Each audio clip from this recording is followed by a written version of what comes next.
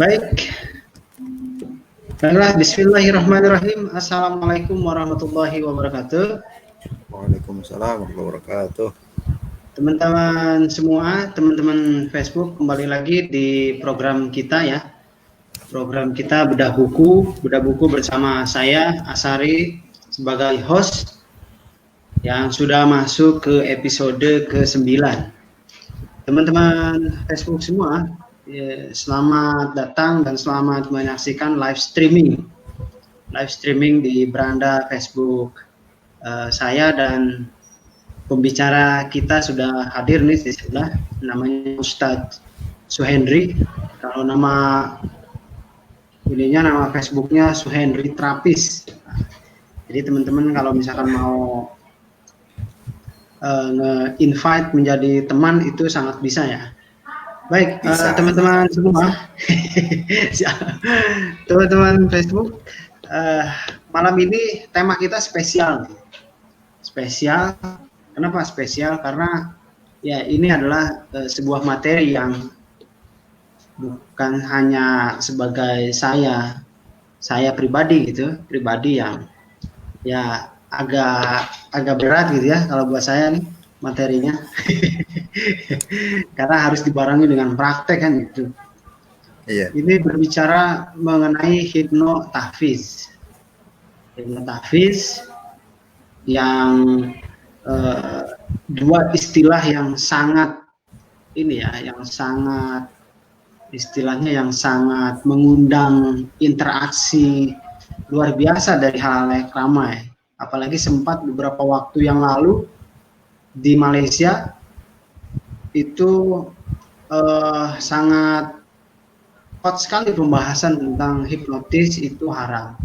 Atau ada beberapa tokoh di Indonesia, terutama yang sudah pernah atau kemudian dia jadi ustadz, itu juga mengharamkan yang namanya hipnotis. Ya. Nah, hari ini kita kedatangan seorang tamu, seorang penulis pula, seorang praktisi hipno, kandidat doktor ilmu Al-Quran. Betul ya, Ustaz ya? Betul. Nah, kandidat doktor ilmu Al-Quran yang nulis buku judulnya Hipnotafis. Nah, kan? Di satu sisi banyak yang mengharapkan, di sisi lain ada loh yang nulis tentang hipnotafis. Saya juga beberapa kali ketemu sama buku yang ditulis dengan pendekatan NLP, misalkan karangan dari Doktor Haji Abdurrahman Al-As'ari.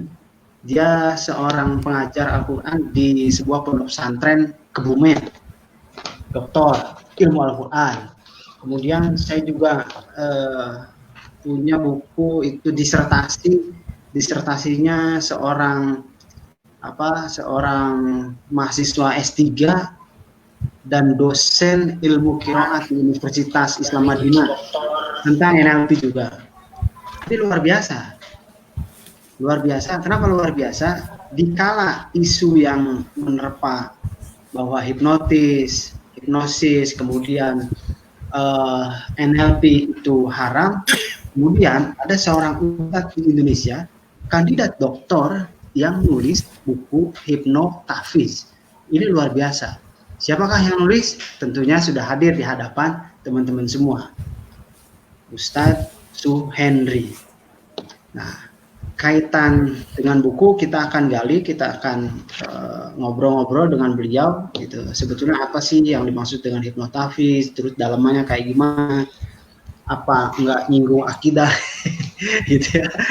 Tapi sebelum masuk ke konten yang agak berat nih, kita tanya-tanya dulu. Pak Suhendri, tolong diceritain profil singkat aktivitas sebagai apa, di mana, kemudian ngapain aja, punya istri berapa, anak berapa, maksudnya anak berapa, tinggal di mana. Silakan, Ustaz.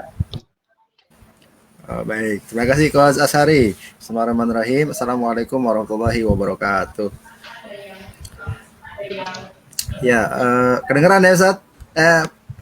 Coach Asari kedengeran ya? Kedengeran. Oke, Lancar. siap.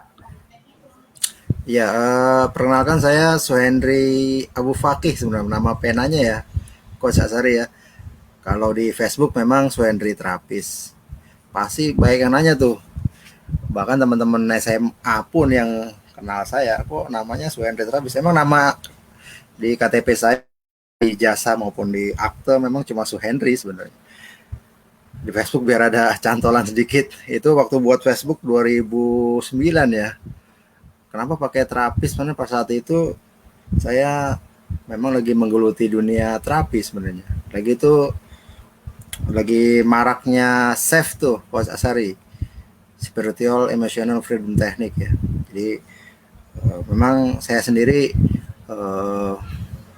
praktisi terapis ya. Jadi terapi masalah-masalah psikologi, masalah-masalah psikis. Tapi sebenarnya aktivitas utama saya adalah mengajar. Saya itu cuma guru SD loh, Coach Asari. Jadi guru SD, Sekolah Dasar Islam. Saya ngajar dari tahun 2002 sampai 2020. Itu di SD aja, nggak Satu punya lembaga ya. Di SD aja. Ya memang sampai saya sempat S3. ngajar ngajar SD aja, tapi pernah juga seling-selingan ya ngajar SMA, pernah ngajar SMA terbuka gitu ya, yang pakai C. Kalau ngajar TPA pastilah. Jadi sebelum ngajar di SD pun udah ngajar di TPA, di ASID dan sebagainya. Ya selain mengajar, karena memang dari S1 saya sampai S3 kebetulan alhamdulillah saya belajar ya rumpunnya sih rumpun di Rosa Islamiyah ya. S1-nya KPI, Komunikasi Penyiaran Islam, S2-nya Manajemen Pendidikan Islam, S3-nya Pendidikan Berbasis Al-Quran. Ya, bau-bau Al-Quran semua memang. Nah, dari 2001 sampai 2003, kebetulan alhamdulillah saya pernah mengikuti program menghafal Al-Quran selama 2 tahun. Menghafal Quran selama 2 tahun full 30 juz tanpa mondok. Saat itu masih kuliah S1 juga saat itu. Jadi pulang pergi. Di sela-sela kuliah saya setoran hafalan. Senin sampai Jumat enggak mondok. Nah, dan akhirnya saya ngembangin hipnotafiz ini setelah saya memang belajar hipnosis dan NLP ya, Coach Asari. Saya tertarik untuk mengembangkan apa yang ada di dalam hipnosis yang nanti akan kita jelaskan ya. Tadi disampaikan di pembukaan, hipnosis ada yang bilang haram, ada yang termasuk NLP dan sebagainya. Ternyata nanti yang saya kupas ini di buku ini, hipnosis itu nggak segitunya lah ya. Tidak menyeramkan apa yang dipandang orang. Ya seperti itu pendahuluannya. Jadi saya ngembangin hipnotahfiz, jadi menghafal Quran dengan metode hipnosis itu. Saya sendiri juga punya basic menghafal Quran. Jadi kenapa juga saya tertarik, karena saya juga penghafal Quran, jadi saya kembangin ini buat memudahkan juga teman-teman atau masyarakat untuk menghafal Quran. Dan kurang lebih 2-3 tahun ini ya Coach Asari saya ngembangin memang hipnotahfiz. Jadi trainingnya sudah hampir setiap bulan saya adakan, dan insya Allah terbukti efektif ya.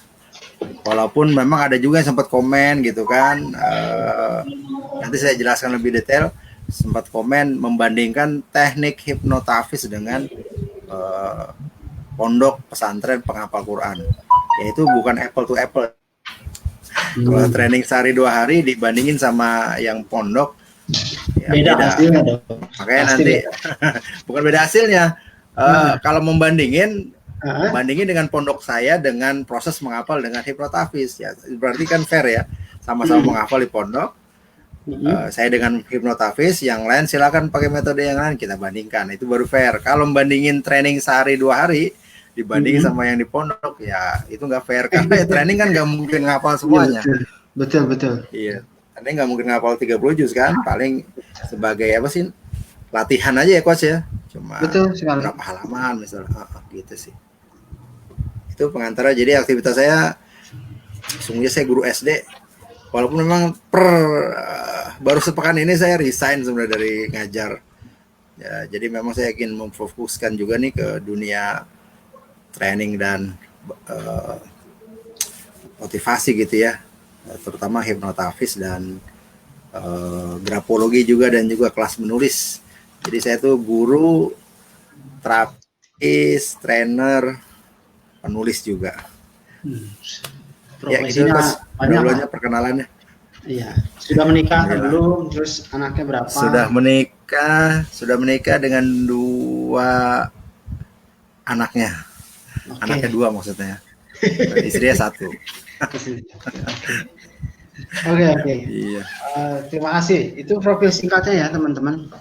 Begitu iya. ya, begitu singkat yang minimal teman-teman bisa bisa bisa menggali lebih jauh terkait profilnya kalau misalkan nanti ketemu berguru kepada beliau.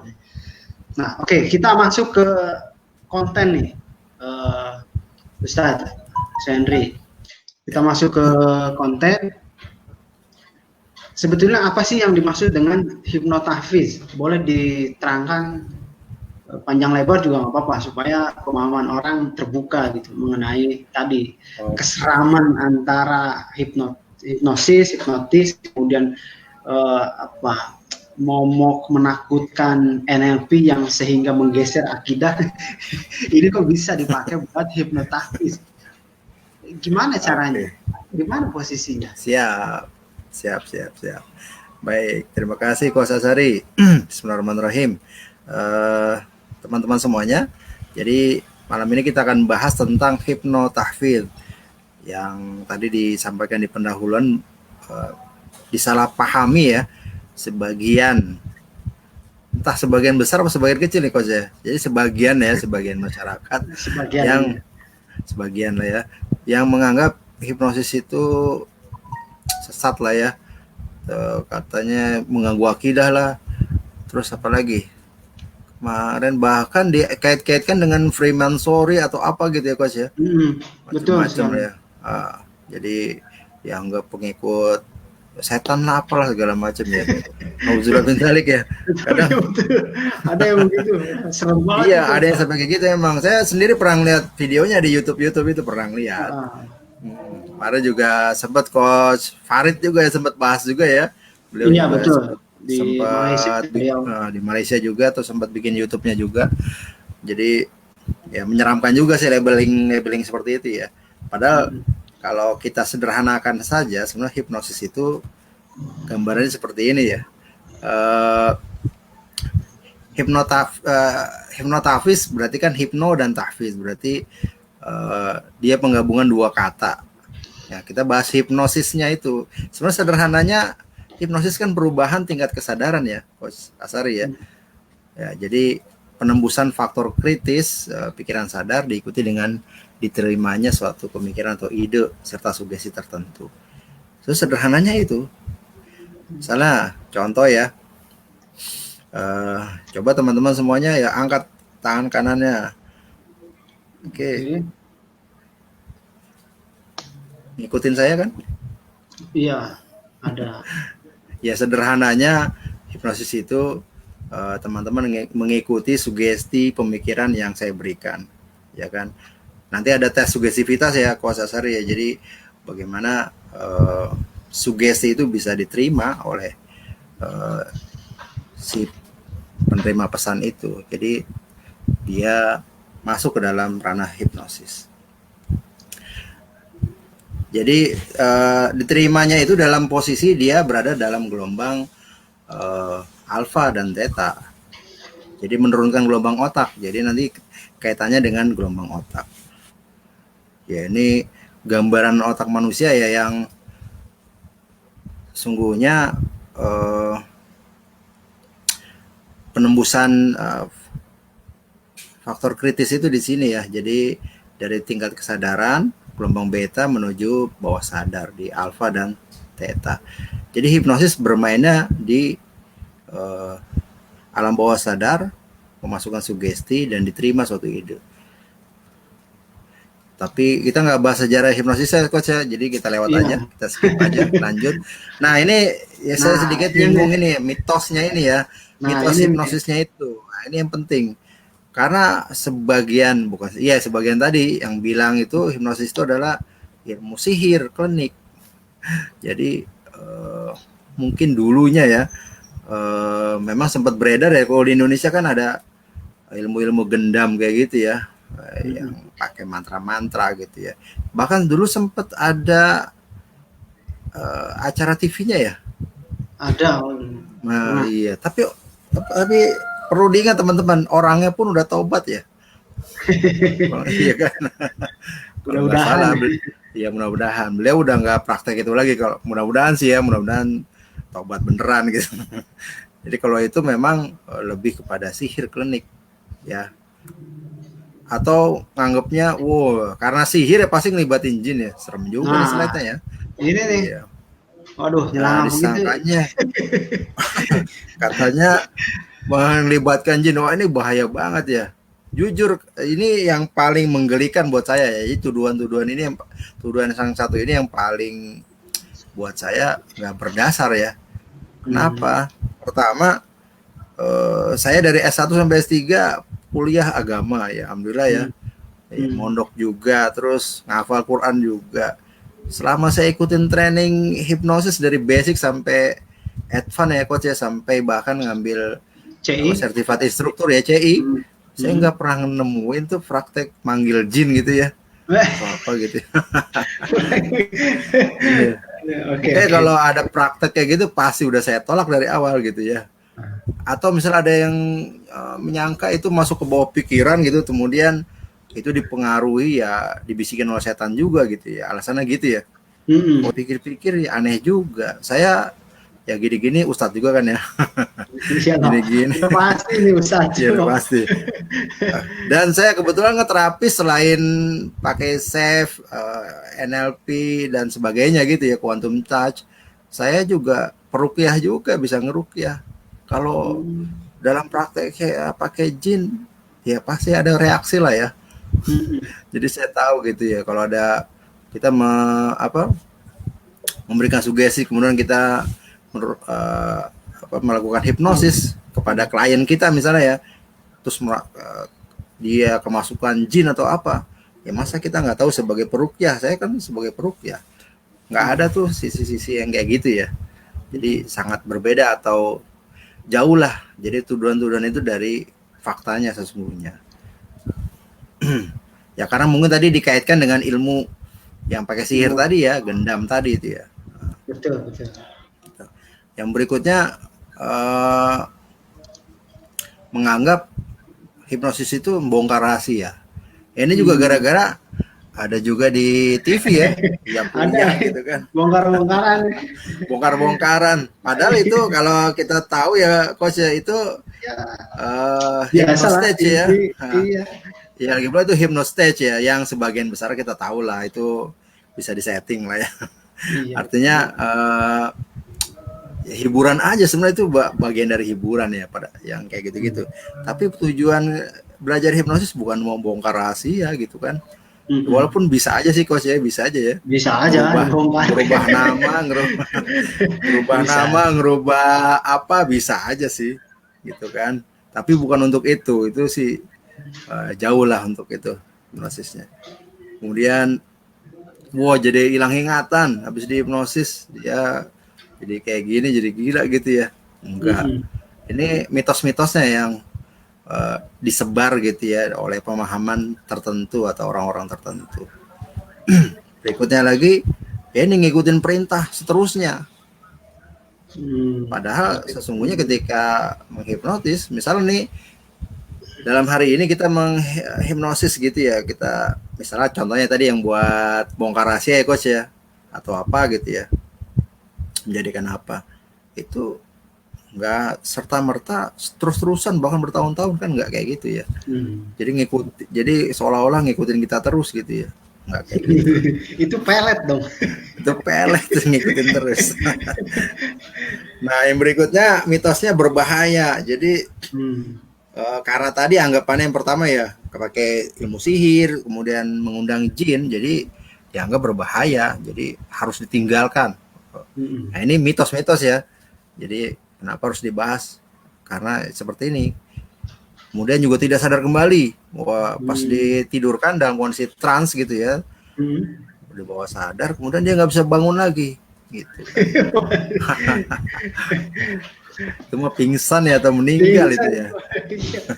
Walaupun pernah juga kejadian sih, kejadian pernah nih. Jadi orang-orang yang mungkin baru ngambil certified gitu ya, nyoba-nyoba, jadi terus ketika nyadarin kembali dia lama gitu ya. Dia udah panik duluan.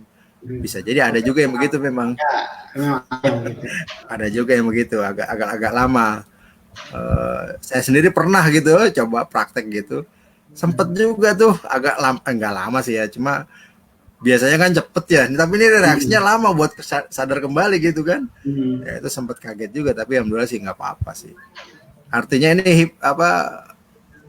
ini mitos-mitos yang berkembang di masyarakat yang juga dipahami sebagian orang tadi gitu ya.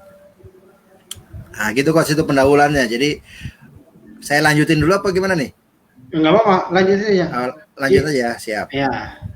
Itu kan mitos-mitosnya. Nah, sekarang selanjutnya hipnosisnya apa hubungannya dengan tahfiz Quran ya kan? Atau pembelajaran gitu ya. Nah, apa orang di hipnotis itu tiba-tiba tidur dibacain ayat terus bangun dia jadi hafal.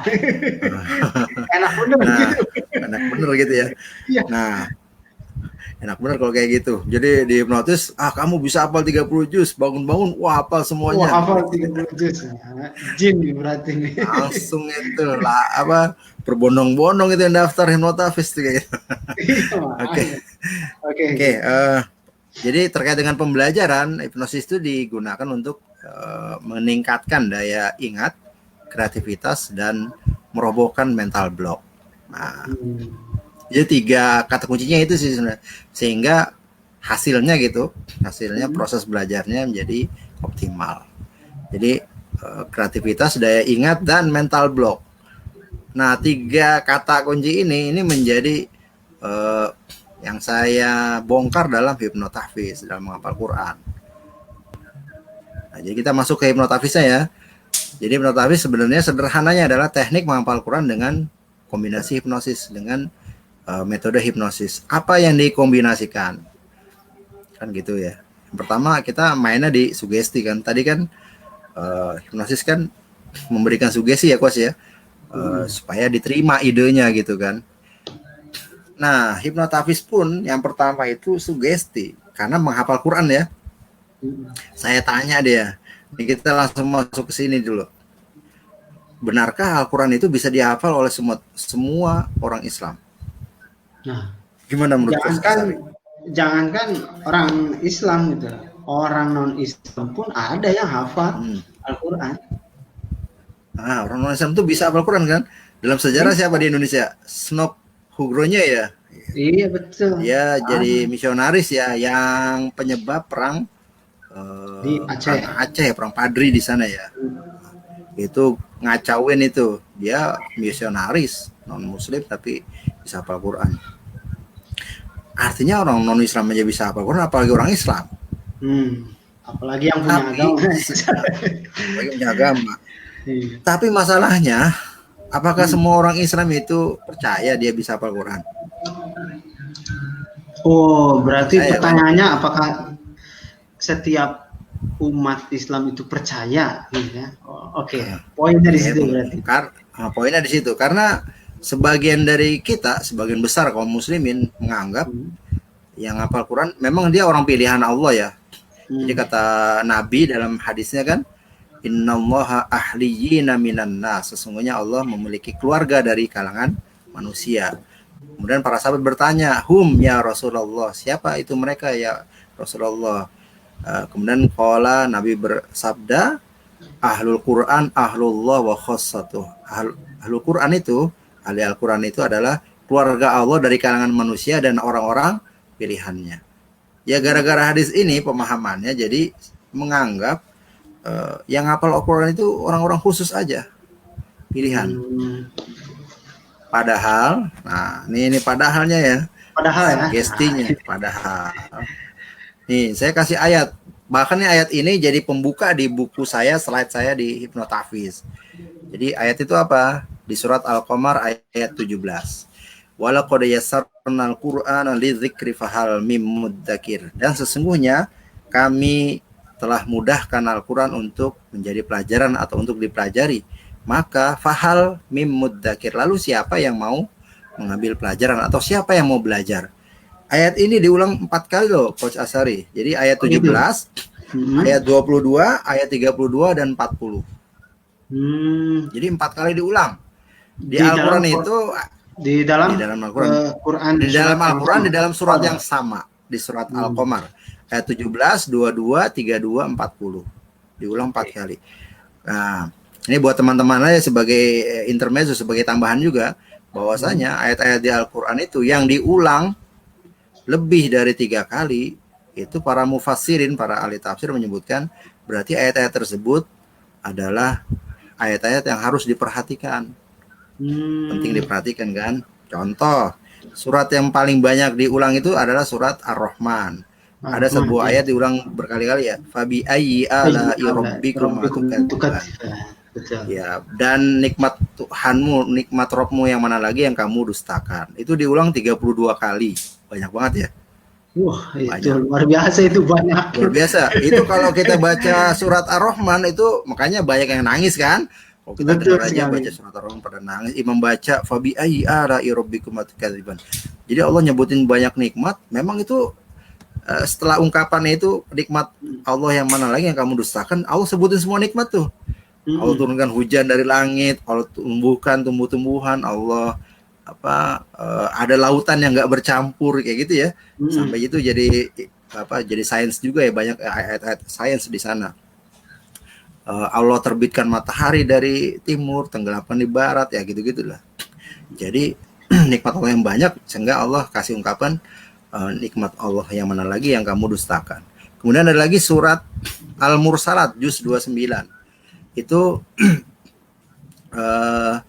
ada ayat yang diulang, wailu yauma idzil lil mukadzibin. Celakalah bagi orang-orang yang mendustai hari pembalasan atau hari kiamat. Itu diulang berapa kali? Diulang 11 kali. Banyak ya? Banyak. Itu makna juga dalam, wailu yauma idzil lil mukadzibin. Celakalah bagi orang-orang yang mendustakan hari kiamat. Berarti dia nggak percaya hari kiamat.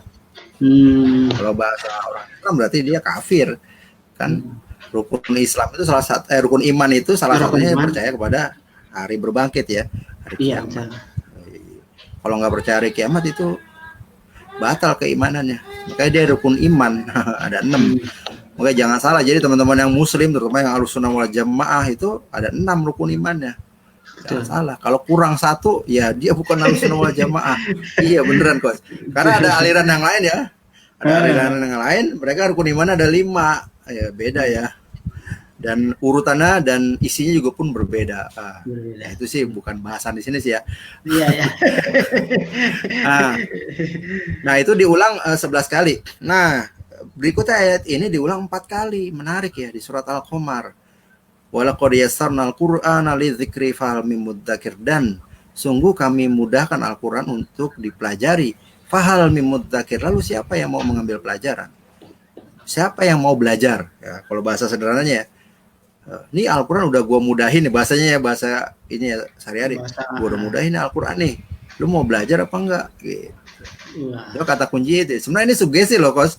Jadi makanya Hipnotafiz ini bukunya, trainingnya, saya buka dengan ayat ini. Karena memang ini ayat hipnosis lah. Kalau saya nyebutnya hipnosis ini adalah sugesti langsung dari Allah. Jadi yang ngasih sugesti bukan saya. Langsung Allah sendiri ya. Di ayatnya, di Al-Qurannya. Walaqad yassarnal Qur'ana lidzikri fahal mim mudzakir. Yang menarik lagi, kalau belajar bahasa Arab ini secara tata bahasa aja udah meyakinkan sebenarnya ya. Pertama dimulai dengan huruf wawu ya. Walaupun di sini dia wawu atof gitu ya, tapi ada juga wawu yang bentuknya qasam, sumpah gitu ya. Kemudian ada lam ta'kid, penguatan. Kemudian ada huruf qad itu juga sungguh, penguatan. Jadi kalau diterjemahin secara tekstual gitu ya, per kata sungguhnya ya diulang 3 kali. Tapi biar lebih cantik gitu ya, biar apa? Biar elok, kalau bahasa Indonesia terjemahan kayak gitu aja, dan sesungguhnya gitu aja. Padahal kalau per kata, per huruf itu terjemahannya lain. Sungguh gitu terjemahannya. Itu dari katanya aja ya. Yasarna, dan Allah menggunakan kata ganti na gitu kan. Nahnu. Kenapa pakai kata ganti nahnu, na? Ya menarik ya. Itu bahasanya panjang sih ya kalau mau ditafsirin. Iya betul. Tapi sederhana. Iya, Nahusoro keluar. Sederhananya, makanya saya nggak mau detailin kayak gitu. Takutnya mumet juga ya. Nanti enaknya belajar Nahusoro jadi nyambung gitu. Nah, di tafsir Mukasir sederhananya, jadi kenapa ayat ini menyebutkan bahwasanya Al-Quran itu mudah dipelajari. Menurut Imam Ibnu Katsir, jadi maksud kami mudahkan. Jadi kan kata gantinya Allah tuh kami ya, nahnu walaupun yassarna pakai na. Kami mudahkan Al-Quran untuk dipelajari karena kami mudahkan lafaznya. Jadi lafaznya secara ucapan itu mudah dan juga mudah dipahami. Jadi diucapkan mudah, dipahami mudah bagi siapa saja yang menghendaki atau mau mengambil pelajaran. Jadi kata kuncinya sebenarnya syarat dan ketentuan berlaku, Coach. Jadi yang mau belajar itu jadi mudah. Iya, syarat dan ketentuannya apa? Syaratnya adalah dia mau belajar. Ada keinginan dari dirinya gitu ya. Iya, ada keinginan dari dirinya. Kalau dia nggak belajar Al-Quran, tidak dalam proses menghafal ya, karena kita baca bahasanya adalah menghafal Al-Quran, maka menghafal Al-Quran itu jadi sulit. Jadi syaratnya pertama itu harus belajar, harus ikut rumah tahfiz atau LTQ, pondok tahfiz gitu ya, dan punya guru tentunya ya buat nyetorin hafalannya, terutama guru-guru yang bersanad gitu ya, karena Al-Quran itu diturunkan dalam talaki bentuknya dari malaikat Jibril ke Nabi Muhammad ke para sahabatnya, terutama kepada 7 orang sahabat penghafal Al-Quran atau qori Nabi Muhammad ya, sehingga nanti dikenal jadi 7 bacaan qiraat. Jadi pentingnya juga nanti setoran juga sama guru yang bersanad. Kebetulan alhamdulillah saya setoran itu langsung dengan almarhum guru saya, udah almarhum padahal masih muda beliau, dia dipanggil Allah duluan ya, orang baik begitu ya, Allah yarham. Guru saya itu bersanad nomor sanad 30 sampai ke Nabi Muhammad. Jadi saya adalah orang ke-31. Jadi kalau beredar di masyarakat, kalau yang paling tinggi di dunia itu sanad tertinggi sekarang adalah nomor 28. Sanad nomor 28. Jadi guru saya nomor 30 termasuk yang tertinggi. Karena yang tertinggi itu 28 sekarang di dunia ya. Jadi kalau kita mau ngambil sanad tertinggi itu bacaan kita udah benar-benar bagus biar bisa lolos tes gitu kan. Jadi memang kalau lewat guru bersanad dia terjaga ya secara bacaan, secara hafalan terjaga. Jadi beda dengan kalau kita ngaji ya, walaupun dengan guru ya, tapi gurunya nggak bersanad, saya tidak jamin itu bisa dipertanggungjawabkan bacaan, bisa jadi salah. Iya, karena ada beberapa bacaan di dalam Al-Quran, misalnya bacaan gorib, bacaan-bacaan yang aneh gitu, atau bacaan tidak sesuai kaidahnya. Jadi memang itu khusus gitu ya. Ada bacaan ismam, ada bacaan imala dan sebagainya lah ya. Kan kalau nggak belajar dari guru bersanad atau yang sudah tersertifikasi, itu repot nanti. Bisa salah baca. Bisa salah baca. Oh, itu panjang juga itu. Kalau dibahas satu-satu. Ya intinya sugesti ini langsung dari Allah. Jadi pertama dari hipnotis adalah sugesti langsung dari Allah. Ya, jadi syarat dan ketentuannya, syaratnya apa? Syarat ketentuannya berlaku, yaitu kita mau belajar. Kalau kita terjun menghafal Quran atau belajar Al-Quran, maka mudahnya membaca Al-Quran, mudahnya belajar Al-Quran, mudahnya menghafal Al-Quran itu benar-benar nyata. Nah ini kisah saya sendiri ya, pribadi nih Coach ya, pengalaman. Dulu itu saya juga sama kayak masyarakat secara umum. Saya bahkan menganggap menghafal Al-Quran itu utopia, ya. Tidak mungkin ya, tidak mungkin buat saya. Tapi beneran. Jadi waktu lulus SMA, saya ikut-ikut kajian gitu ya. Terus dikenalin nih ada ustadz, dia hafal 5 juz, 10 juz. Saat itu saya wow loh, karena dulu istilahnya kalau di kota-kota besar, kebetulan saya di Jakarta gitu ya, masih jarang loh habis Quran, Kos. Jadi sangat masih bisa dihitung jari lah ya, sangat jarang habis Quran itu.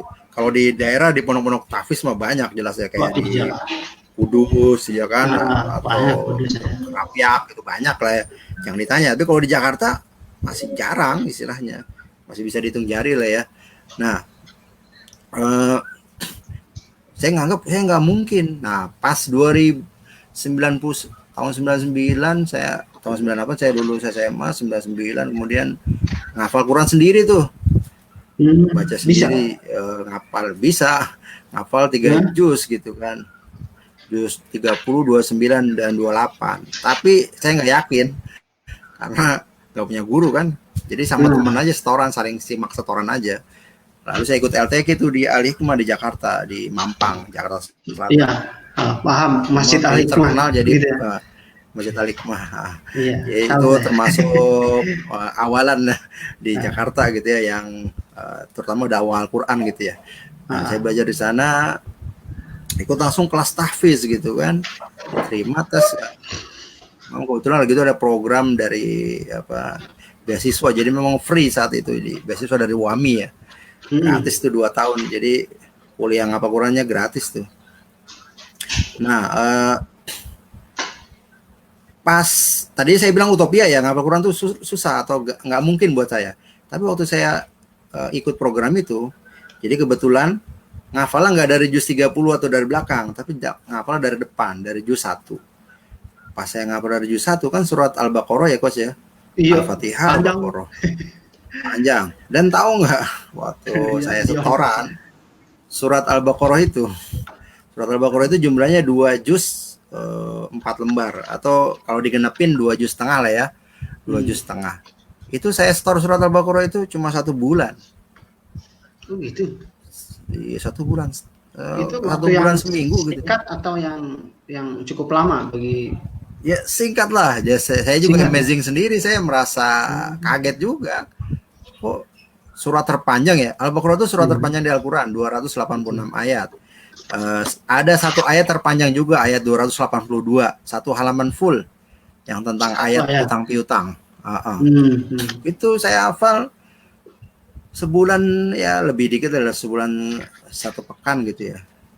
Jadi itu 2 juz setengah. Sejak saat itu, ketika habis selesai menghafal surat Al-Baqarah, setoran surat Al-Baqarah, saya bilang menghafal Quran itu mudah memang. Bisa. Kalau yang surat terpanjang aja bisa, gimana surat yang lain ya nggak? Logikanya gitu aja. Saya langsung nganggep kalau kita udah ngelewatin surat Al-Baqarah, misalnya teman-teman nanti nih kalau mau menghafal Quran, teman-teman udah berhasil setoran surat Al-Baqarah, itu keyakinan teman-teman untuk bisa menghafal full 30 juz, insya Allah jadi semakin kuat. Ketika keyakinan semakin kuat, maka proses menghafal Quran itu memang jadi mudah, jadi jauh lebih mudah. Nah, disinilah bentuk kemudahannya itu, gitu. Maksudnya sugesti kan namanya. Sugesti. Jadi yang pertama yang saya hancurkan mental blocknya itu. Jadi teman-teman yang ya, udah ikut training saya hipnotis itu, saya hajar di sini. Jadi sugestinya memang yang bilang mudah menghafal Quran itu bukan saya, langsung Allah yang bilang mudah. Gitu. Di ayat yang tadi ya, Al-Qamar ya. Iya, ya surat Al-Qamar tadi. Jadi karena saya sendiri udah ngalamin gitu kan, sudah ngalamin. Oke. Jadi intinya mau menghafal Quran apa enggak itu sih ya. Karena kan persepsinya ya, Coach ya, kalau dalam hukum persepsi apa yang kita katakan itu bisa terjadi gitu ya. Kalau dalam Islam kan aku bergantung kepada persangkaan hambaku gitu ya, di hadis qudsi ya. Betul. Jadi aku tergantung pada persangkaan hambaku. Kalau aku bilang nggak bisa hafal Quran, sulit, nggak bisa, mentok orangnya, lemot atau segala macam, wah itu bahaya ya. Jadi mensugesti diri sendiri nggak bisa, nah, itu bahaya. Jadi persepsi. Nah ini latihan sugestivitas ya, ini intermezzo sih, Coach ya. Oke. Kita lewat aja, skip aja ya. Boleh. Skip. Yang kedua adalah yang dikombinasikan adalah gelombang alfa tadi ya. Bahwasanya step masuk ke hipnosis adalah menurunkan gelombang otak ya dari beta iya benar ya, dari beta ke alfa dan theta.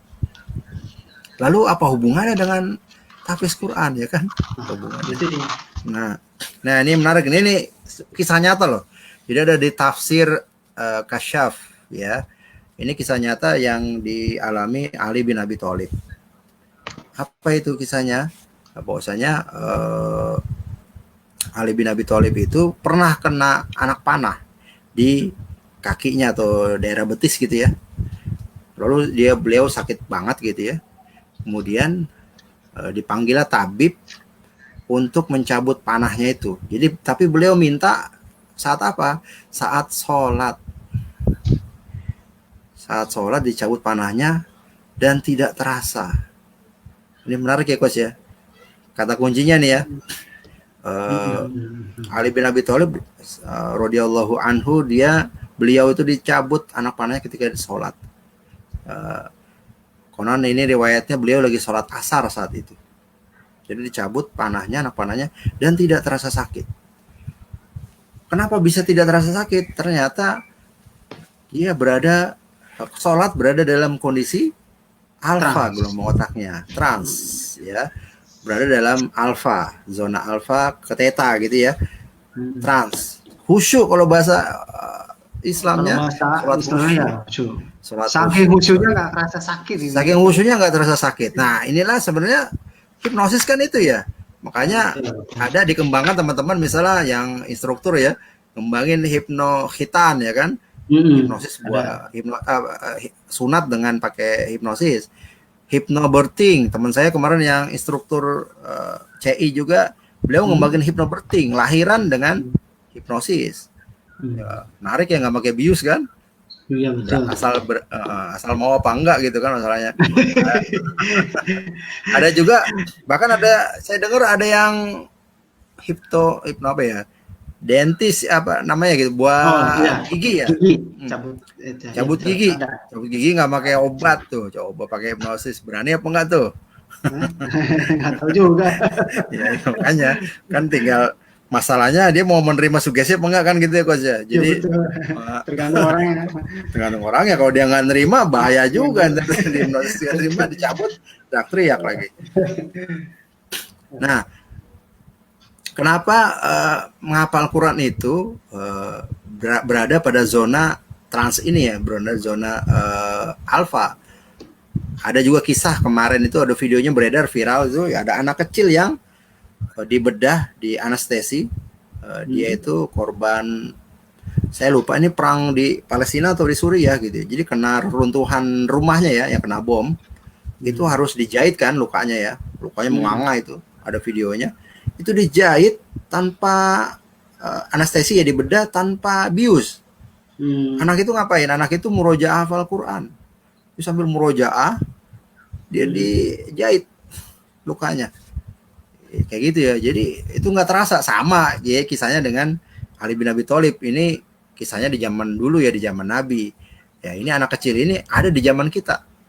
Nyata.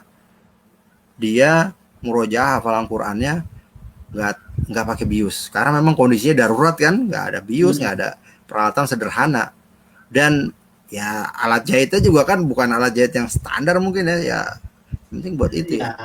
Iyalah seadanya. Kondisinya kayak gitu ya. Nah artinya menghafal Quran itu menurunkan gelombang otak gitu ya. Nah ini skip aja, ini latihan, kalau di training latihan dengan gelombang otaknya ya gitu ya. Okay. Nah, yang ketiga adalah motivasi. Membangkitkan pikiran bawah sadar. Nah, jadi yang pertama tadi sugesti, saya hajar mental blocknya gitu ya Coach ya. Jadi kita harus menerima sugesti. Jadi Allah sendiri yang ngasih sugesti. Menghafal Quran itu mudah. Tinggal kita mau menerima apa enggak kan, karena kata kuncinya itu ya, fahal mim mudzakir, lalu siapa yang mau belajar atau siapa yang mau mempelajari Al-Quran. Yang kedua tadi gelombang otak alfa, jadi menurunkan gelombang otak. Tadi pengalaman Ali bin Abi Thalib dicabut anak panahnya dalam kondisi trans tadi gitu ya. Karena ternyata menghafal Quran juga turun gelombang otaknya. Nah, yang ketiga adalah motivasi, membangkitkan pikiran bawah sadar. Maksudnya apa ini?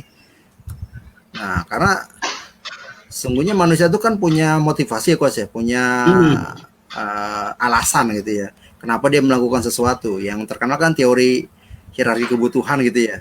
Tapi sebenarnya nih, kalau buat kita yang muslim, sederhana, motivasi terbesar kita itu adalah masuk surga dan terbebas dari api neraka. Itu doang. Iya, motivasi kita ya? Itu sederhana. Sukses kita itu, sukses terbesar kita ada apa? Faman zuhziha 'anin nari wa udkhilal jannata faqad faz. Faman zuhziha, ini cara membacanya aja sulit ya. Faman zuhziha, haknya kecil-kecil semua sambung.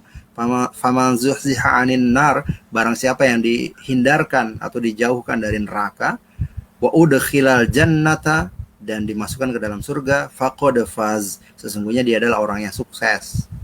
Jadi sukses itu definisi sederhananya, bukan sederhana sih. Definisi utamanya sukses buat orang Islam itu terhindar dari api neraka, masuk surga. Ya ini, karena yang abadi kan nanti di sana ya. Betul, sederhana. Menerjemahkannya ini yang itu. Jadi kadang kita nganggap sukses, kebayangan kita ya, sebagian besar dari kita sukses itu cuma di dunia. Padahal salah kan? Kita kan harusnya sukses dunia dan akhirat kan? Akhirat, betul. Iya, dunia dan akhirat, terutama akhirat dong ya. Jangan sampai kita sukses di dunia secara material kita cukup, rumah punya, uang ada, istri cantik gitu ya, anak ada, harta berlimpah, tapi pas di akhirat merugi, ya, nggak masuk surga. Rugi nggak? Rugi lah, nggak sukses.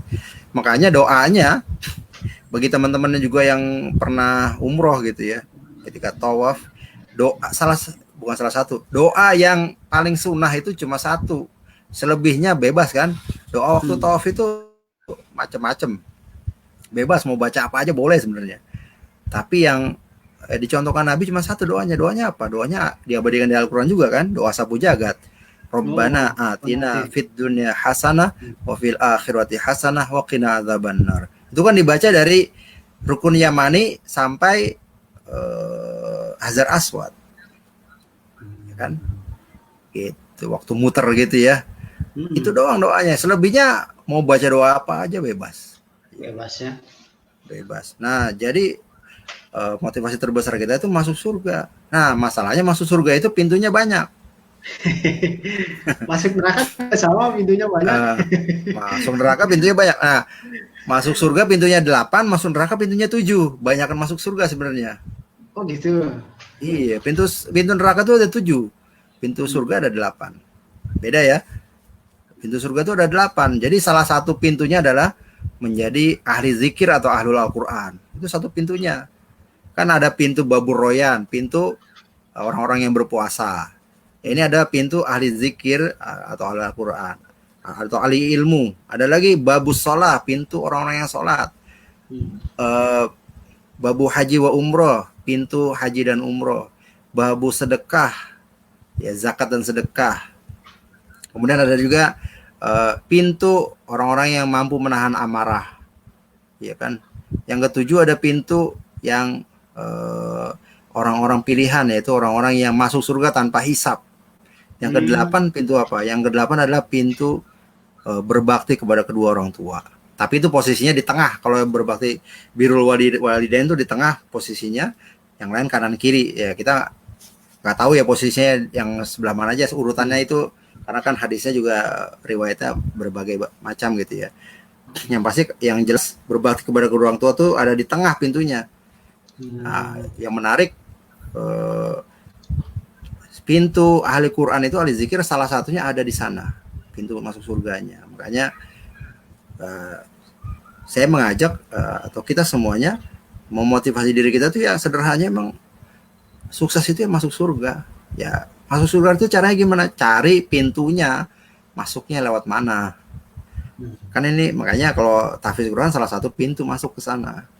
Karena ada 8 pintu, kita pilih salah satunya. Cuma orang-orang tertentu yang dipanggil dari semua pintu. Siapa itu?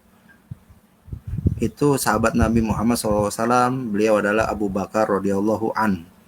Beliau dipanggil dari semua pintu. Wah, luar biasa ya. Luar biasa. Makanya kan keutamaan Abu Bakar seperti itu ya. Beliau Al-Quran, hafal Quran. Beliau alus zakat sedekah nggak? Bahkan beliau sedekahnya itu ditanya sedekahnya apa, sebesar apa yang kau tinggalkan buat keluargamu? Aku tinggalkan Allah dan Rasulnya. Bayangin ya, hartanya semua diinfakkan buat jalan Allah. Apa babu sholat? Oh, orangnya sholatnya khusyuk. Babu haji dan umroh mulu, iya kan? Apalagi ya semuanya dari semua pintu beliau dipanggil. Makanya kita harus punya amalan-amalan yang membawa kita ke masuk surga. Salah satunya adalah menghafal Al-Quran atau menjadi ahlu Quran. Karena memang manusia itu butuh penghargaan ya coach ya. Jadi Iya, betul. ujian, penerimaan, pengakuan gitu kan. Nah, makanya Allah kasih motivasi nih. Nah ini saya ringkas motivasi menghafal Al-Quran. Enak yang lihat ya di diagram kayak gini ya. Jadi ada 8 menghadirkan cahaya, mahkota cahaya kepada kedua orang tua. Yang ngafal anaknya, orang tuanya dapat mahkota cahaya. Sekalipun orang tuanya tidak hafal. Sekalipun orang tuanya nggak hafal Quran. Wah. Apalagi kalau orang tuanya hafal Quran juga, coba ya nggak? Nikmat mana lagi? Nikmat mana lagi yang kita dustakan? Kan? Yang kedua, jadi orang yang terbaik. Khairukum man ta'allamal Qur'ana wa 'allamah. Sebaik-baik kalian adalah orang-orang yang belajar Al-Quran dan yang mengajarkan. Yang ketiga, meninggikan derajat. Innallaha yarfa'u bihadzal kitabi aqwaman wa yad'u bihi akharin. Sesungguhnya Allah meninggikan derajat suatu kaum dengan Al-Quran dan menurunkannya derajatnya dengan yang melalaikan Al-Quran juga. Yang keempat, mendapat pahala karena banyak membaca Al-Quran. Kalau orang yang penghafal Quran, baca Quran itu jadi mudah, nggak berat. Jadi kalau coba bagi kita yang nggak hafal, baca 1 juz berat nggak? Wah, berat lah. Iya, kalau buat saya, bulan puasa ya. Kalau buat saya dan para teman-teman penghafal Quran, sekali duduk 1 juz itu nggak berasa. Oh gitu. Ibaratnya kayak berapa kita, lama? Sekali duduk itu berapa menit itu?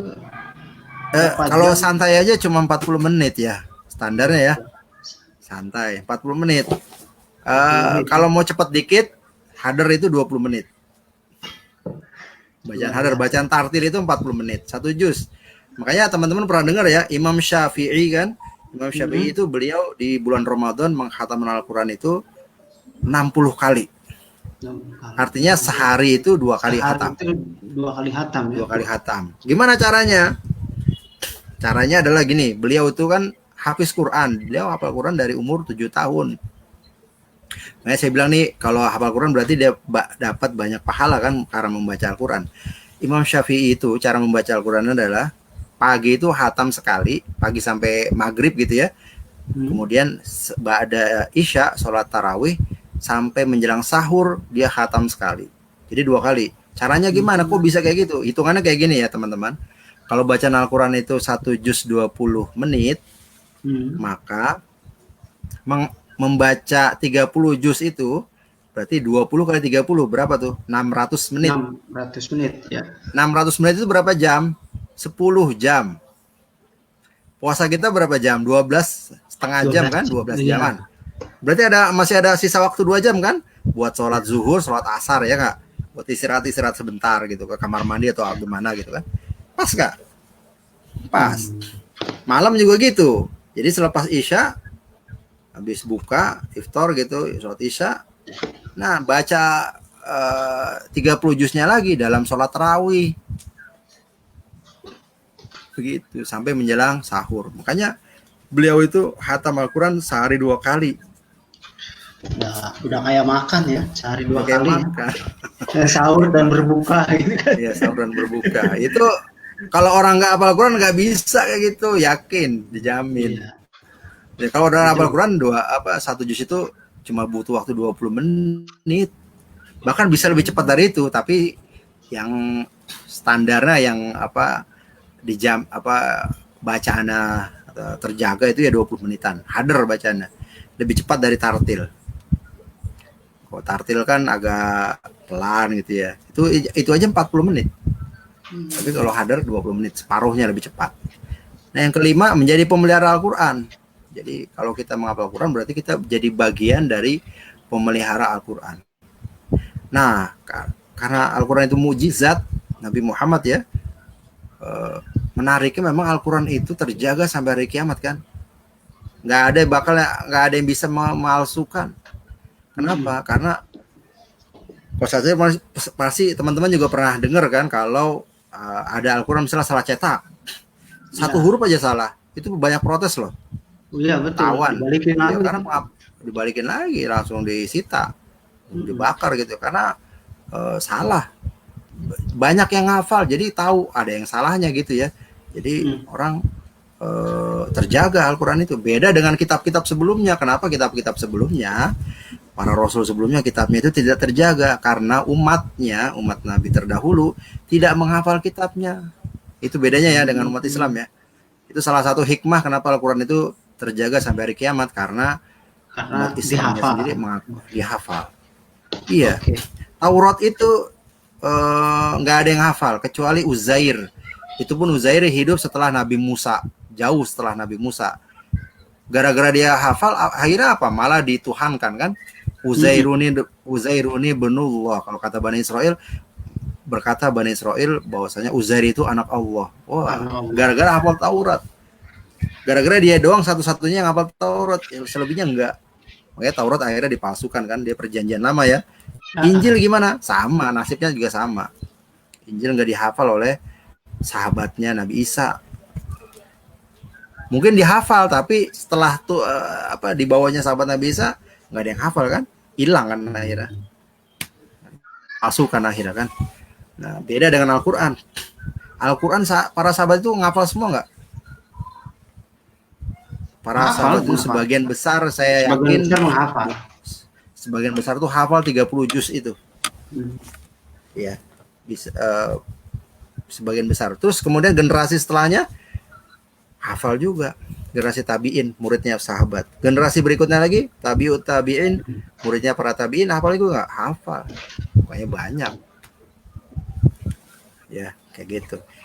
Kemudian double ya, penjaganya double ya nih coach. Selain dia hafal, ditulis. Iya, dibuat mushaf kan? Di zaman Utsman, ya kan, dari zaman Abu Bakar dikumpulkan, kemudian di zaman Utsman dibukukan, makanya jadi mushaf Utsmani kan ya. Mushaf Utsmani, itu. Utsmani, iya. Jadi selain dibaca, dibukukan, dihafal, dibukukan. Nah itu bedanya kan dengan umat terdahulu. Umat Islam itu luar biasa ya, tradisi keilmuannya gitu ya kalau kita. Iyalah. Luar biasa. Belum lagi kalau kita bicara hadis, kayak gitu juga ya modelnya. Terus kemudian ilmu fikih, banyak juga, panjang lah itu ya. Nah, berikutnya yang keenam, menentukan derajat kita di surga. Semakin banyak hafalan, semakin tinggi surganya. Jadi kata Nabi, bacalah, lalu berhentilah, disitulah posisimu. Nanti di surga, kalau bacanya kita hafalan cuman trikul ya. Trikul itu kul huwallahu ahad, kul a'udzu birabbil falaq, kul a'udzu birabbin nas. Oke. Trio. Tapi apapun itu ya, apapun itu kalau udah di surga mah enak-enak aja. Oh gitu. Kalau dari surga iyalah. Mau di istilahnya bahasanya mau di emperan juga di surga mau udah enak. Iya, mau gelar koran juga di surga. Dan di surga nggak ada emperan, masalahnya di surga istana semua adanya ya. Kebun-kebun. Oke, berikutnya yang ketujuh, dekat dengan malaikat yang mulia lagi taat. Al-mahiru ma'as safaratil kiramil bararah. Alladzi yaqra'ul Qur'ana wa huwa mahirun bihi ma'as safaratil kiramil bararah. Orang yang mahir membaca Al-Qur'an, yang mahir itu siapa? Yang hafal Qur'an. Bersama siapa? Malaikat yang mulia lagi taat. Iya.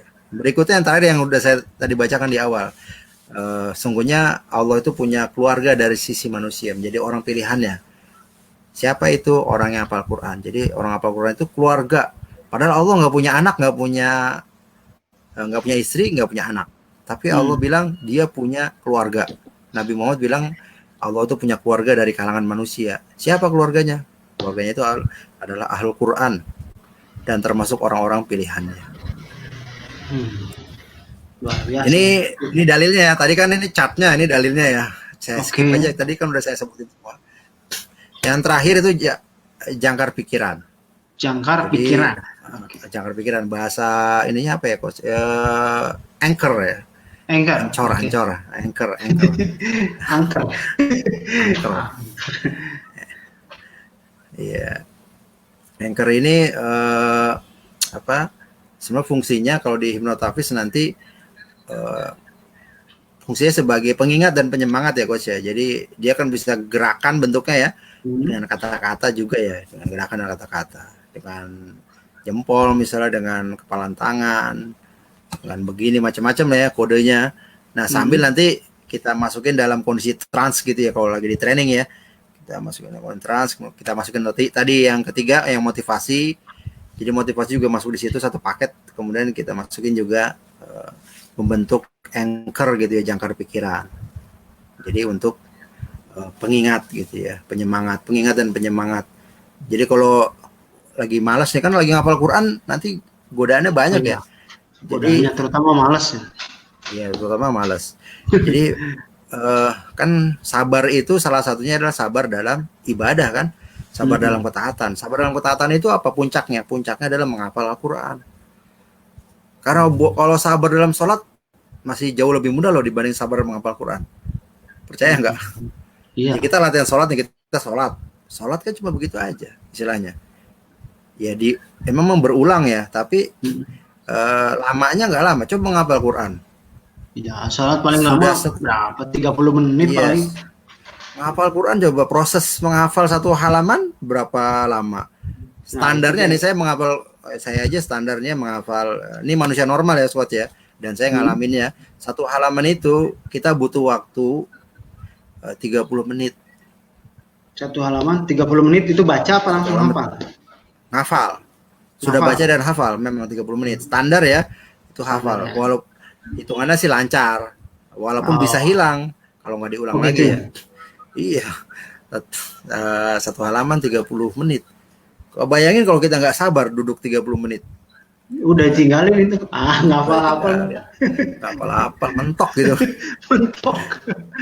Karena memang, tapi jujur, nah ini saya sedikit bongkar juga. Di training juga saya bilang, nanti waktu ngafal, jangan kaget juga nanti ada beberapa ayat atau beberapa surat yang kayaknya susah dihafal. Beneran itu. Dan bukan saya juga yang ngalamin doang, tapi semua para hafiz Quran ngalamin.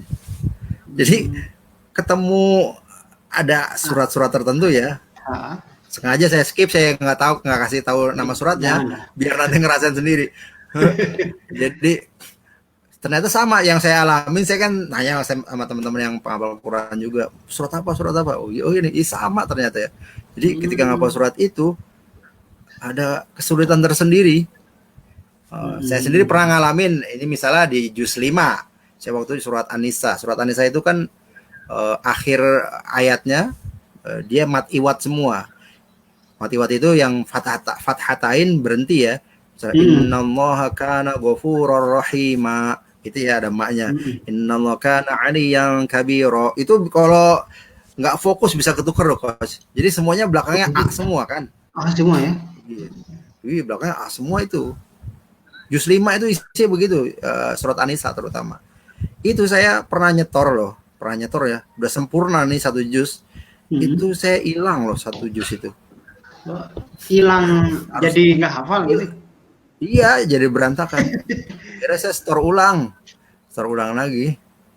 Ya, tapi kalau kita nggak sabar, coba bayangin kalau kita nggak mainin jangkar pikiran ya, kita nggak kuat-kuatin sabar itu, kita nggak motivasi diri kita dengan anchor ini, itu bisa down itu yakin deh. Jadi kita bayangin udah ngafal satu juz terus hilang, gimana tuh perasaannya? Iya, langsung down itu bisa. Emosi itu. Padahal sih pas disetor ulang lagi, alhamdulillah itu jadi lebih lancar dibanding juz yang lain malah. Hikmahnya malah itu sebenarnya. Saya ngerasain termasuk juga pernah saya setor ulang lagi juz 1, juz 2 surat Al-Baqarah, saya ulang lagi karena apa? Karena waktu ngafal itu kan harusnya pakai mushaf Utsmani gitu ya, mushaf yang standarnya Quran pojok. Saat itu memang waktu ngafal surat Al-Baqarah itu Al-Quran saya ya waktu itu nggak ada di rumah ya. Ada Al-Quran terjemahan Depak yang tebal itu yang ya coach, itu. yang warna coklat ya kan, karena terjemahan itu. Nah itu kan Paham. bentuknya nggak begini ya, nggak satu Ah, halaman penuh gitu kan, dia kan iya, sepotong-sepotong ya. Nah itu sepotong-sepotong ada mengganggu loh coach. terjemahannya. Oh gitu. Iya, itu mengganggu secara, nanti ada visualisasi ya, teknik hipnoterapis namanya visualisasi. Itu terganggu visualisasi saya. Saya surat Hmm. Al-Baqarah itu terganggu, dia ada di pojok atas apa di bawah apa di tengah. Gara-gara saya ngapalinnya pakai Quran yang kayak gitu mushafnya. Jadi saya store Hmm. ulang akhirnya biar supaya tergambar lagi. Jadi pakai mushaf ini visualisasi, nanti tekniknya ada. Jadi kita scanning itu, kita scan. Hmm. Jadi ada di pojok atas, di tengah atau di bawah, di sebelah kiri atau sebelah kanan. Kita tahu tuh. Makanya Imam Syafi'i itu kalau ngafal sesuatu beliau begini nih. Kita mau ngafal yang sebelah sini Imam Syafi'i misalnya ya. Yang ini beliau tutup. Jadi ditutup. Nah, itu scanning ya. Nanti itu teknik hipnoterapis itu. Oh, iya, iya, iya. Oke. Jangkar pikirannya gitu ya. Nah, ini udah lanjut atau gimana nih coach nih? saya saya jadi terbengong-bengong ini. Ya kalau dilatih ini jadi pelatihan ini. Iya, udah jadi pelatihan. Biar nanti ikut pelatihan saya aja lah. Siap. Jadi emang ini pendahuluan tentang hipnoterapis ya. Jadi memang itu yang dikombinasikan. Intinya teknik hipnoterapisnya belum saya paparin nih, karena memang waktunya juga kayaknya nggak cukup ya kalau saya paparin semuanya. Iya, jadi gambarnya seperti itu. Jadi paling enggak kan teman-teman itu paham memposisikan gitu hipnoterapis. Ya walaupun nanti ada pelatihannya, kemudian ada bukunya yang sedang kita bedah awal-awal ini kan.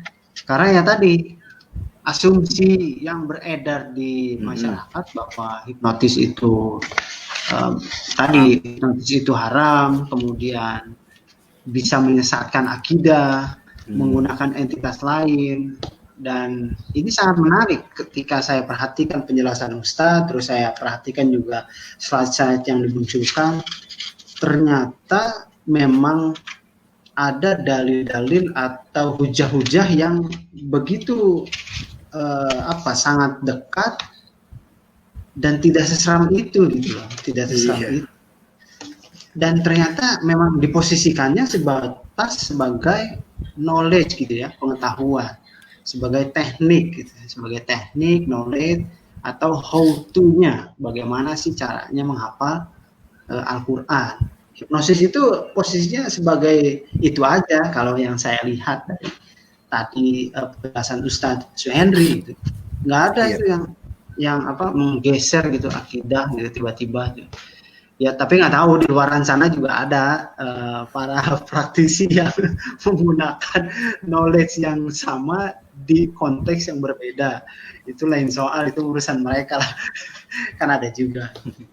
Tapi kan sebagai praktisi yang kemudian knowledge hipnosis, hafiz digabungkan menjadi sebuah metodologi yang proven gitu, yang terbukti menghasilkan, ini luar biasa. Saya mau nanya nih Ustaz. Iya, silakan. Berapa banyakkah ayat atau juz yang dapat dihafal ketika seseorang itu membaca buku hipnoterapis atau mengikuti training hipnoterapis dari Ustaz Henry? Oke, gitu ya. Karena training saya tuh sebenarnya durasinya setengah hari sih coach ya, one day training lah ya. Karena waktunya nggak mungkin panjang, jadi memang nanti saya kasih slide dulu sebentar ya, sedikit saya bocoran ya. Oke, wah asik nih, bocoran terus nih. Mana tuh? Dah, bentar. Kelewat.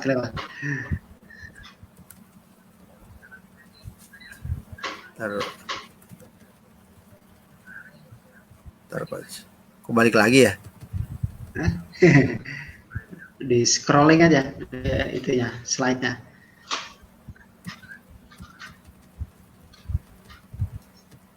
Ya, Kok tabelnya nggak? Ah ini kelihatan ya coach? Eh, mana nih? Belum nih, belum kelihatan nih.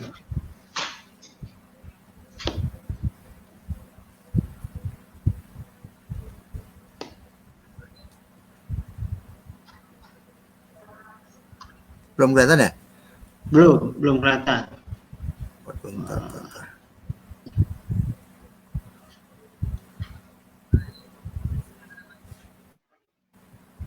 Masih yang tadi. Mas yang tadi ini kelihatan nggak? Mas yang tadi? Masih yang tadi juga. Waduh. Udah. Nih, udah kelihatan. Tabel lama menghafal nih. Iya, tabel lama menghafal nih ya. Ya, di sini kan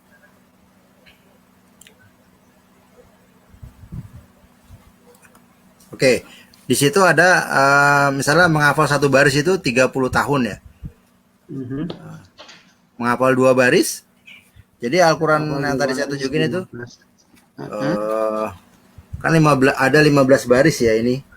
Nah, satu baris misalnya nih, satu baris segini dong, Kos. Kalau ngapalin satu baris setiap hari itu 30 tahun. Ngapalin 2 baris itu 15 tahun. Ngafalin 3 baris 10 tahun. Ngafalin 5 baris sepertiganya itu 5 tahun. Waktu saya training itu, saya sampelnya itu adalah tengah-tengah ya. Jadi kita pakai teknik ngafalin 5 baris atau sekitar 5 ayat atau kurang lebih 4 baris. Jadi kurang lebih hampir sama dengan 5 baris lah. Jadi kalau ini sekitar 5 tahun, kalau dengan pakai durasi atau skema yang di training saya itu sekitar 6 tahun lah, 6 tahun 7 tahun lah selesai. Gitu ya, 4 baris. Saya ngafal nanti misalnya surat Luqman, surat Ad-Dukhan. Jadi yang rata-rata semuanya, bukan rata-rata, semua peserta tuh nggak ada yang hafal. Jadi saya pilih surat yang iyalah, kalau yang hafal mah kan nanti nggak terbukti ya. Betul. Jadi yang benar-benar mereka belum hafal sama sekali. Jadi saya pilihkan suratnya, ya beberapa surat gitu ya. Ya itu salah satu misalnya Luqman, surat Ad-Dukhan, gitulah. Nah nanti mereka menghafal. Saya talaki nih, coach. Saya kasih contoh 5 menit doang. Hanya 5 menit ya. 5 menit kemudian mereka melakukan. Kemudian mereka store. Mereka store di on the spot ya, langsung di tempat. Jadi kalau kita via Zoom langsung tuh teman-teman buka videonya langsung store. Ya alhamdulillahnya amazingnya ya teman-teman. Ya ini udah berapa batch saya buka ya, udah sekitar 2 tahun 3 tahun ini. Itu nggak ada tuh yang nggak hafal ya. Oh gitu, luar biasa. Iya, nggak ada yang nggak hafal. Jadi 5 ayat itu sekitar 4 baris itu selama 5 menit saya contohkan hafal semua. Dan sampai progresnya dan sampai kan grupnya masih ada gitu ya, alumninya gitu ya. Nah, gimana? Yang mereka kasih testimoni sampai sepekan lewat masih hafal. Oh gitu. Iya, udah sepekan lewat, ada yang 2 pekan lewat masih hafal. Ada yang sampai hatam 30 juz kan? Oh. Nah, kalau itu kan nanti bicaranya hipnoterapis lanjutan ya. Ini apa namanya? Apa sih namanya? Sebagai fundamental aja ya, dasar-dasar. Iya, fundamental ya. Nanti kalau untuk kelanjutannya saya sarankan memang untuk menghafal Quran dengan serius, ya ada kelasnya juga. Atau langsung ya, saya kan ada pesantren atau LTQ rumah tahfiz juga ada. Jadi saya arahkan ke sana. Ya berprogres. Ya tinggal sebenarnya sih teman-teman itu mau menghafalnya berapa lama itu aja sih. Oh, jadi ada targetan dari diri gitu ya? Saya mau 3 tahun menghafal. Oh, bisa, berarti ada teknik-teknik tertentu yang mesti dipelajari gitu ya? Iya. Saya sih tanya hafalnya, nggak hafal apa ya? Ini makanya kalau mondok nih, terutama yang mondok ya buat teman-teman yang punya anak atau yang dia sendiri mau menghafal gitu ya. Kalau yang mondok nih, yang nginep gitu ya, khusus menghafal Quran aja, sesungguhnya nggak butuh waktu sampai setahun. Itu cuma 5 bulan tuh di tabel saya. 5 bulan sampai 10 bulan maksimal.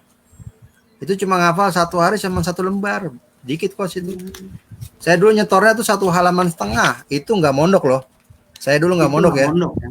nggak mondok. Kalau yang mondok nyetor selembar gini ya kecil itu, serius. Iya, Karena kan fokusnya betul. cuma itu doang. Fokusnya, betul. Nah, Kalau yang itu satu pondok lembar ini fokusnya. aja, satu lembar gini aja nih. Itu kalau mondok cuma 10 bulan. Kalau mau lebih cepat ya 5 bulan ini, 2 lembar gini nih, 2 lembar, 4 halaman. Mm-mm. Dan itu bisa. 1 halaman berarti kan setiap waktu sholat. Satu waktu sholatnya lagi yang misalnya subuh buat murojaah. Mm-mm. Jadi dia setoran setiap waktu sholat aja 1 halaman doang. Kan tadi saya bilang ya kalau menghafal 1 halaman berapa lama? Cuma butuh waktu setengah jam. Cukup lah. Setengah jam. Maksimal 1 jam lah ya. Rata-rata sih standar setengah jam. 1 halaman.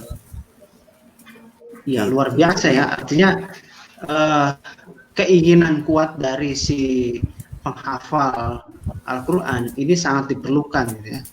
Walaupun tadi garansinya bahwa ya tadi kan garansi dari Allah Subhanahu wa taala yang berbentuk sugesti bahwa siapapun yang mau mempelajari Al-Quran, menghafal Al-Quran itu pasti diberikan kemudahan gitu.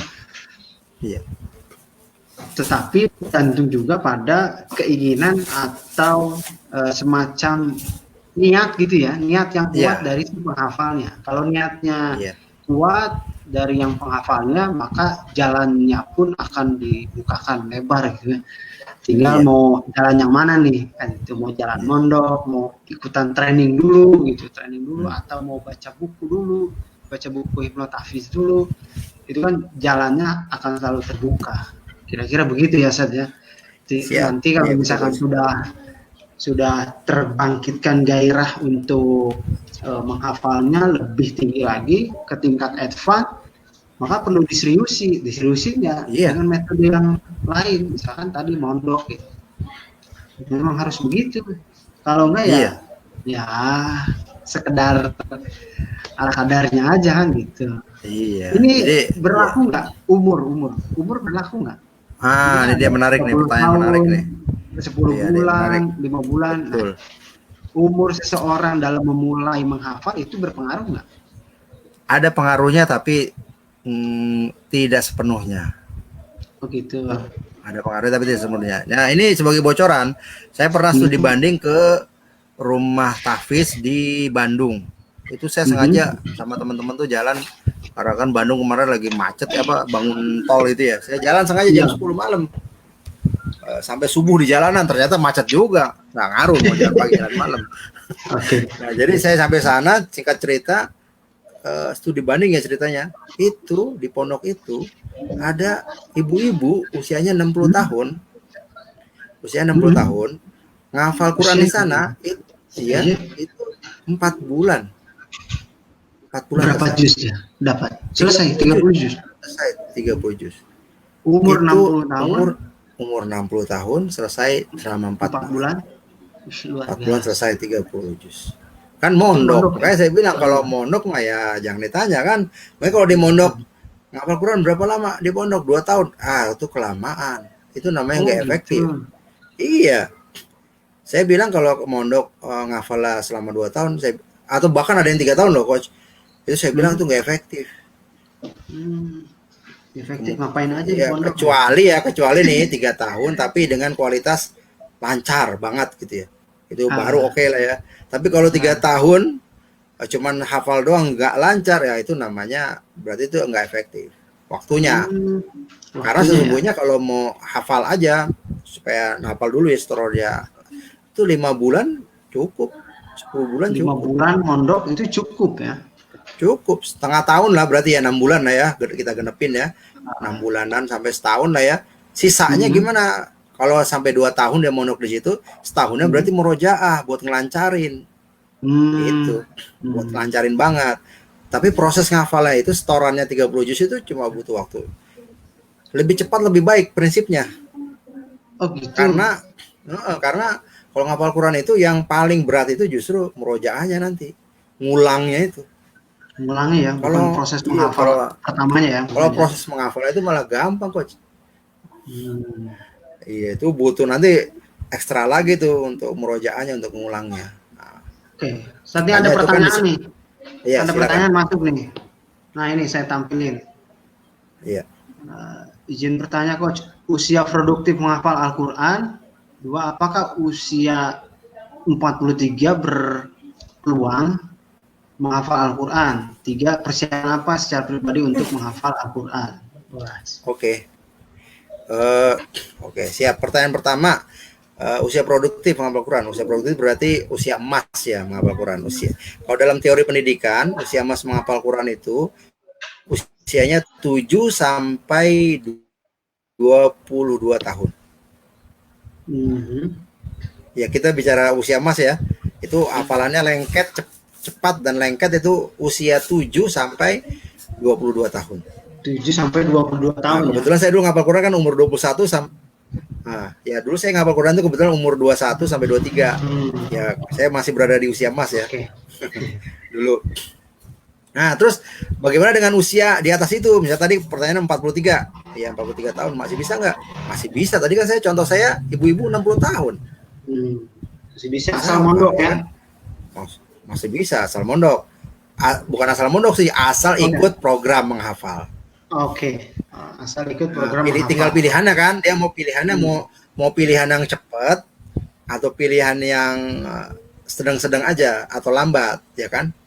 Tadi kalau yang lambat yang tadi yang satu halaman, satu baris itu butuh waktu 30 tahun. Emang kuat 30 tahun. Masalahnya itu ya. Tambah 30, 90 tahun masih hidup. Nah, kalau masih hidup masalahnya ya. Masalahnya kan itu ibaratnya itu lari maraton kalau itu kan ya. Harus kuat, tahan lama, endurance-nya harus lama kan, berarti kan harus kuat. Makanya sebenarnya teorinya kalau mau menghafal Quran itu cari waktu yang paling cepat, secepat mungkin itu lebih baik. Makanya yang tadi yang fokus misalnya mondok 4 bulan, 5 bulan, 6 bulan, atau yang program 2 tahun itu 2 tahun udah masih lebih cepat lah, istilahnya. 2 tahun 3 tahun sih oke. Jadi saya rekomendasikan kalau mau menghafal ikut program yang lebih cepat menghafalnya. Jangan yang lama. Kalau lama biasanya nih pengalaman saya dan teman-teman itu, kalau yang ngambil misalnya targetnya 5 tahun atau 10 tahun biasanya pada gugur tuh. Oh gitu. Kelamaan ya. Karena kelamaan kan endurance-nya butuh banyak kan? Butuh ketahanannya ya. Ibarat lari maraton tadi ya, energinya harus besar itu. Sementara kalau cepat kan misalnya 5 bulan, 6 bulan, setahun, 2 tahun, itu istilahnya masih bisa dijaga. Tapi kembali ke orangnya juga sih ya. Tapi kalau dia kuat endurance-nya bisa dijaga sampai misalnya dia ikut misalnya programnya 10 tahun, oke. Tapi kalau sendiri aja saya yakin nggak bakal bisa. Dia harus ikut rumah tahfiz, lembaga tahfiz, dan punya teman serta guru. Nggak boleh sendirian. Harus ada guru ya. Tadi syaratnya gurunya yang bersanad ya, Coach ya. Kalau bisa yang bersanad ya, oke. Bersanad. Kalau nggak bersanad, ya, supaya jelas bacaannya bisa dipertanggungjawabkan. Oke. Nah, terus yang 3 nih, persiapan apa secara pribadi untuk bisa menghafal Al-Quran? Oh iya, tadi kan langkah hipnotafisnya yang pertama. Kalau yang pertama harus percaya yang pertama tentunya. Langkahnya itu yang pertama harus menghancurkan mental block, ya Kak. Jadi kita harus menghancurkan mental block bahwasanya kita nggak mungkin hafal Quran. Kita bilang hafal Quran itu mudah. Makanya kalau di training atau di buku hipnotafis ini saya bilang menghafal Quran itu mudah, itu sugestinya ya Coach ya. Karena Allah sendiri memang udah bilang mudah, makanya kita bilang bikin persepsi atau afirmasi ya. Menghafal Quran itu mudah. Bahkan nanti waktu praktek itu, Coach, waktu talaki itu saya bilang apa? Sekali dengar hafal. Itu saya talaki loh. Jadi saya bilang afirmasinya sekali dengar hafal. Iya, jadi saya talaki cuma sekali aja. Sekali doang. Atau 2 kali lah maksimal. Ya maksimal banget 3 kali lah ya. Jadi afirmasinya sekali dengar hafal, sekali baca hafal. Nah, itu harus diulang-ulang memang. Dan itu efektif kok. Nah, jadi yang pertama yang harus dianjurkan mental langkah yang awalnya disiapkan harus niatnya ya, niat menghafal Quran. Yang kedua langsung rubah mindset itu. Jadi bahwasanya ngapal Quran itu mudah. Itu selebihnya nanti berjalan kok, mengalir gitu aja ya, nanti ngikutin, sehingga kemudahan itu mengikuti prosesnya. Oke, siap. Terima kasih nih Ustaz Henry. Saya menyimak betul nih. Saya nggak potong karena ini penting banget gitu. Iya. Penting banget ini. Dan kalau misalkan teman-teman menganggap ini penting, teman-teman bisa mulai dengan apa? Membaca buku Ustaz Henry tentang hipnotafiz. Ada bukunya ya, karena bedah buku kita malam ini tentang buku hipnotafiz. Slide-slide yang tadi ditampilkan, nah ini dia bentuk bukunya. Ini eksklusif sekali gitu kan. Visualisasinya Berwarna bagus. Iya. Nah, visualisasinya bagus, kemudian isinya juga berbobot. Kemudian ini juga dapat membantu teman-teman menguatkan niat untuk menghafal Al-Quran. Nah, selanjutnya setelah kuat niatnya, maka progresnya mesti ditingkatkan. Dengan cara apa? Ikut program. Ikut program apa? Ikut program tahfiz. Niatnya udah kenceng, udah kuat, tapi nggak direalisasikan dalam sebuah amal gitu kan, amal dalam menghafal Quran dalam bentuk program, ya percuma juga. Niatnya cuma menguat kemudian melempem lagi. Nah, tugas selanjutnya dari teman-teman adalah mengikuti program dari tahfiz Al-Quran.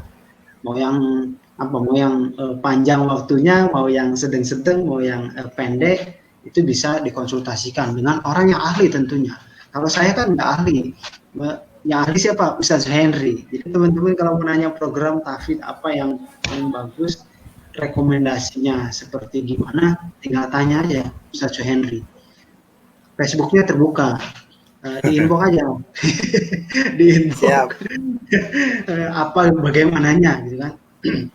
Usia tadi udah juga dibahas, kan batasan usia itu tidak terlalu berpengaruh asalkan niatnya kuat. Baik Ustaz Henry, kita melebihi waktu yang kita jadwalkan ini, dan memang tidak akan pernah kurang cukup. Emang masih kurang kos waktunya. Iya betul. Tapi kan setidaknya dengan waktu yang sangat singkat ini, dengan penjelasan yang begitu padat tadi yang dijelaskan oleh Ustaz Henry, minimal teman-teman akan terinspirasi, terutama umat Islam, umat Muslim gitu, dalam rangka menghafal Al-Quran. Mitos-mitos, kemudian situasi dan kondisi yang membuat tidak terbangkit untuk menghafal Al-Quran itu jadi lebih teratasi gitu, dengan penjelasan tadi, dengan buku yang Ustadz tulis. Terus juga bantahan-bantahan tadi, mitos-mitos di luar sana yang ya itulah, yang menggunakan hipnosis apa segala macamnya, itu bisa dibantah gitu kan. Dan ternyata bisa gitu loh, menggunakan hipnosis ternyata bisa buat ngapalin Al-Quran, bukan buat ngilangin identitas keislamannya atau tauhidnya jadi hilang.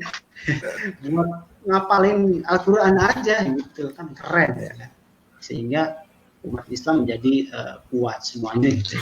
Oke, Ustaz Suhendri, sebelum kita tutup, saya minta closing statement dari Ustaz Suhendri untuk bedah buku malam ini. Silakan. Terima kasih Coach Asyari. Jadi inti bedah buku kali ini, buku hipnotafiz, setelah saya jabarkan panjang lebar tadi ya, padat gitu ya. Sebenarnya belum panjang ya. Belum.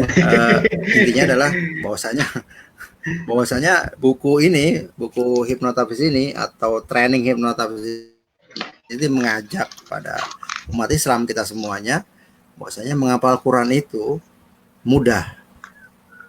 Udah itu aja sih. Ngapal Quran itu mudah. Yang bilang mudah siapa? Yang bilang mudah Allah sendiri. Walaqad yassarnal Qur'ana lidzikri fahal mim mudzakir. Nah, saya tulis buku ini dan trainingnya ini dalam rangka memudahkan umat Islam untuk menghafal Al-Quran. Tadi memang belum sampai kepada teknik ya, Coach Sari. Jadi, tapi intinya gambarannya dari bedah buku ini adalah nanti ketika proses menghafal, teman-teman umat Islam semuanya bisa menghafal Al-Quran dengan jauh lebih mudah dan jauh lebih permanen hafalannya. Jadi bukannya ngafal cepet terus hilang lagi, enggak. Ngafalnya cepet dan tahan lama gitu loh. Jadi insyaallah kan emang apa sih tagline buku Hipnotis dan training saya adalah hafal Quran cepat dan sulit lupa. Nah, Dan sulit lupa. artinya tahan lama gitu kan. Oke. Tahan lama. Jadi jangan hafalnya cepat, hilangnya cepat. Enggak, kita insya Allah hafal cepat, sulit lupa. Nah, gitu ya. Insya Allah. Oke, siap. Terima kasih. Semoga bermanfaat. Yes. Amin. Semoga bermanfaat bagi kita semua ya. Amin. Oke, terima kasih Ustadz Henry telah hadir di program Bedah Buku episode 9 di beranda Facebook saya yang di tag juga di beranda Facebook Ustadz Henry. Semoga apa yang kita bincangkan malam ini, apa yang kita bahas malam ini itu menjadi sebuah daya dorong, daya penguat bagi teman-teman umat Islam, umat Muslim di Indonesia untuk melakukan hafiz, untuk melakukan penghafalan Al-Quran. Termasuk saya juga nih, terkejut banget. Oh, ya. Boleh Coach. Siap. Untuk malam ini kami mengucapkan terima kasih kepada pembicara atau pembedah buku atau penulis buku yang telah hadir. Kemudian juga terima kasih kepada teman-teman yang menyaksikan live streaming Facebook malam ini. Mohon maaf atas segala kehilafan, tutur kata, gerak-gerik, dan semuanya yang bisa dilihat oleh teman-teman di live streaming ini. Sekian dan terima kasih. Billahi taufiq wal hidayah. Assalamualaikum warahmatullahi wabarakatuh. Waalaikumsalam warahmatullahi wabarakatuh. Makasih Coach. Ya, sama-sama.